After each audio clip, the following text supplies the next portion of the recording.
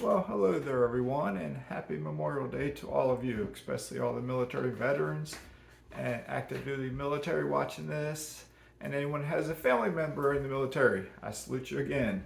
Yes, I am retired Navy Reserves. My two sons are both in the Coast Guard.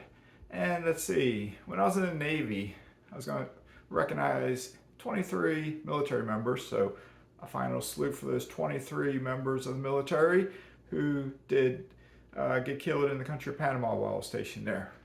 I salute you. That was during Operation Just Cause. You can always Google that if you so desire. Operation Just Cause was in the country of Panama. Happened in December of 1989 till January of 1990. Right? Yes. Anyway, it's a long time ago, but I was a young guy back then, just like some of you are young guys right now. Time keeps on ticking. So anyway, moving on from that, as always, I am not a financial advisor. I am not a CPA, and I am not an attorney. I am just mazske. I share stories of things that have happened to me, things that may happen to me, things that are happening up here, etc., etc., etc. All in hopes of trying to help you to achieve your dreams with financial independence, financial wealth, whatever it is you may desire to do. So anyway, with that being said, I'm going to try to encourage you to never give up. But before I do that, well, actually, this is kind of part of that, never give up. All right, in regards to investing, if you want to become financially independent, if you get rental property as an example, or you get other assets that will produce monthly income, then you have to figure out, how many, as an example, if rental properties are paying you $250 a month, how many rental properties do you need to get to your number of what you need to live on? Let's say you need to live on $2,500 a month. That's what you need to be financially independent. Well, if you have 10 rental properties and each one will give you $250 a month, that's a positive cash flow. That's $2,500 a month. Now, with that being said, do not meet just the minimum. If you need $2,500 a month and 10 rental properties will do that, maybe you should get 12 or 13 rental properties because you need to have a cushion. Because in any given month, a property could be vacant. A property could need a total rehab, renovation, whatever it may be. So you want to have a cushion there because there will be months where, in that example, you will not get 10 rent checks. You may only get 7 rent checks. And then you will not have your $2,500 a month. Okay? See what I'm saying? All right, so with that being said, passive income, and then real quick, it all leads into never give up. Passive income, what I think I forgot to mention yesterday, I do have some passive income in regards to a pension. I have a pension from being a police officer for 20 years. And that pension, currently, what I receive a month is about $2,773.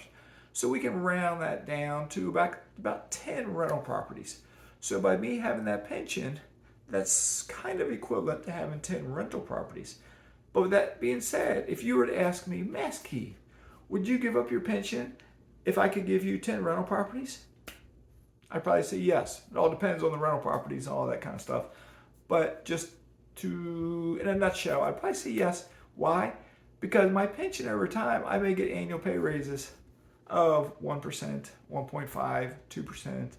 I think this coming year I might get 3% because inflation's up 8%, so they'll give us 3%.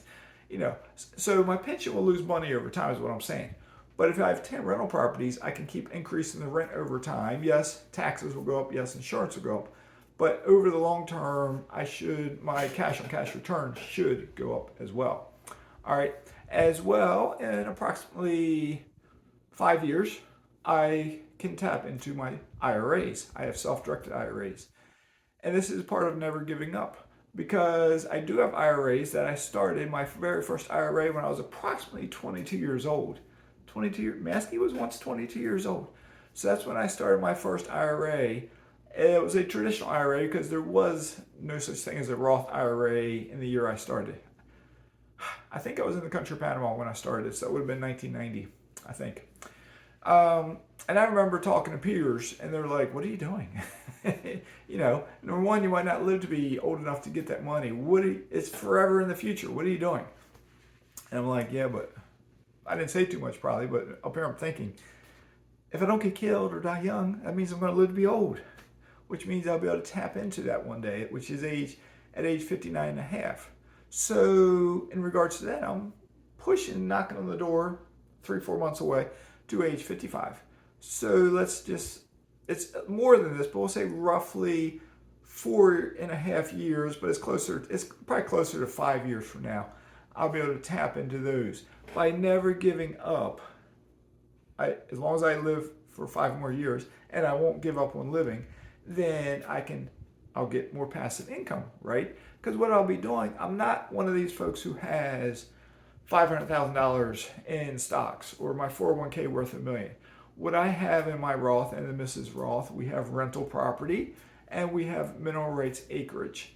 Currently, I am getting monthly income from rental property and mineral rights acreage. As the next 5 years progress, I may buy more mineral rights acreage. I may buy another rental house in there.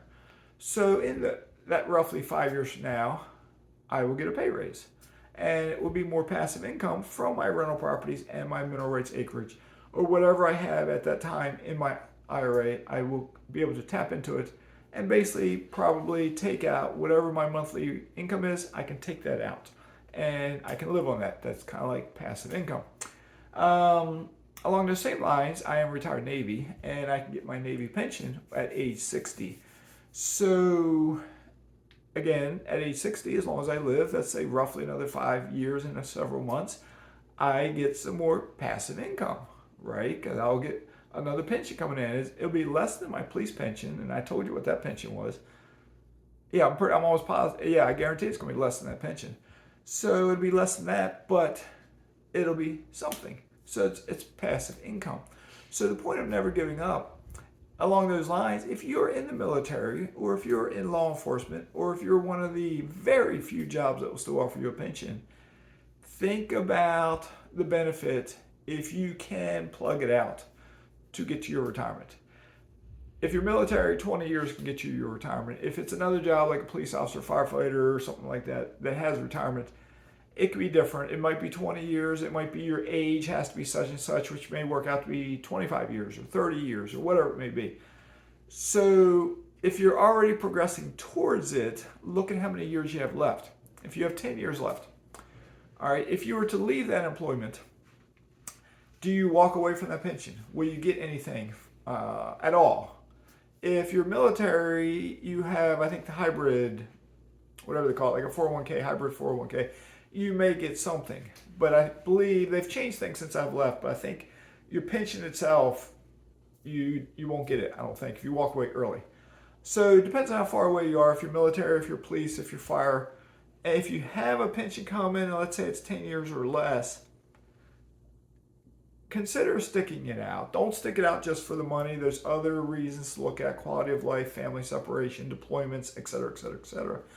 So don't look at just that, but think about sticking it out because you can get a pension in. But with that being said, you also want to look at what, if you left, what job can you get? Can you get a higher paying job, which will allow you to make more money, which will allow you to buy more investments, which will more than compensate for your pension?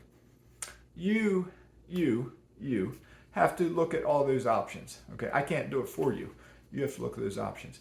But in regards to never giving up, to continue on with that, because I know all of you are not military, police, fire. All of you don't have a pension.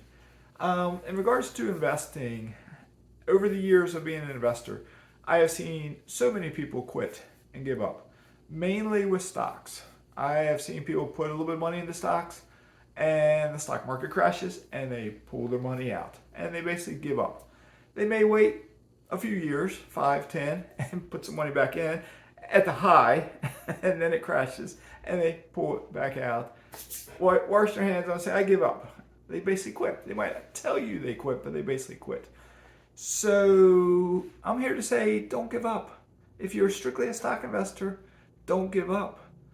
Historically, the stock market will return. People will say 10%, but between 7 to 9% a year with the stock market average. Someone says 10%, it's not 10%. 7 to 9%, somewhere in there.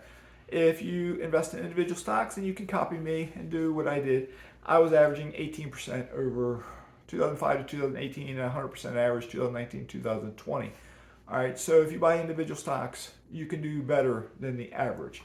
So if you're investing just in the index funds, I encourage you to do individual stocks. If you can double your return with a little bit, that 15 minutes a day, just a little bit of time, why not do it? All right, but if you're investing in real estate, again, don't give up. There are so many stories of folks out there who get a rental property or two and give up. They quit. I almost gave up. Michael Zuber says he almost gave up. My example, I had a first house, my very first rental, and my very first tenant stopped paying me rent, and I had to evict her, and I had to take her all the way through court, all the way through that whole process. When it was found in my favor in another 10 days, but then the sheriff's department was backlogged, so it was more than 10 days. And then I was there when the deputies came out to give the tenant their 24 hours notice, and I experienced it all. So it would have been so easy, because I remember talking to the missus and thinking, I didn't have this stress with stocks. I didn't have to deal with humans with stocks. The drama, I didn't have to deal with it. Stocks is so much easier. But I stuck it out. And by sticking it out, it has brought me to that lean financial independence, bordering on the verge, perhaps, of taking that lean off. Okay? So don't give up. If you're an investor, don't give up. If you have not yet purchased your first rental property, do not give up.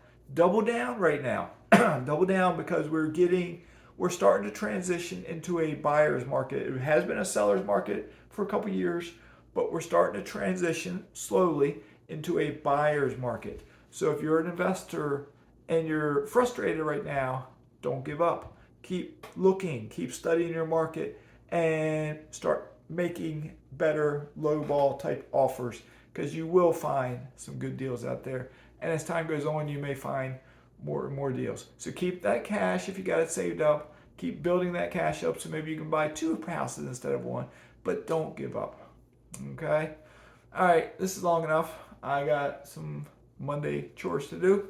I got to test my pool water, but that'll be about an hour or so from now.